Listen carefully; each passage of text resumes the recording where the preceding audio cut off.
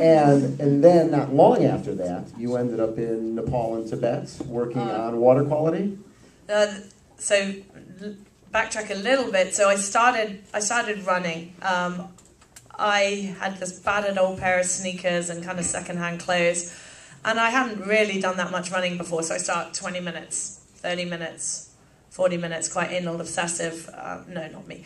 Like a student increase, and I got talking to my friend Amy, and she'd grown up with a heart defect, and the year before I'd run the London Marathon, and I thought to myself, well, you know, what's stopping me? You've run for 20 minutes. What's the big deal? Exactly. Next day, I entered the London Marathon. The next day. The next day.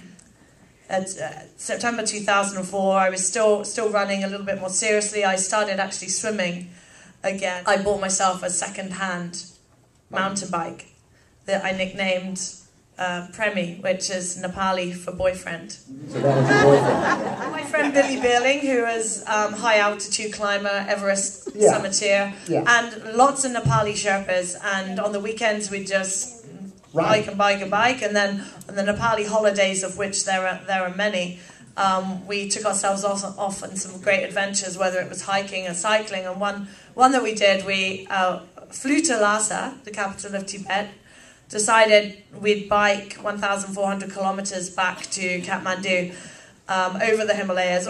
It's not like these are nice groomed trails. No, these were great adventures.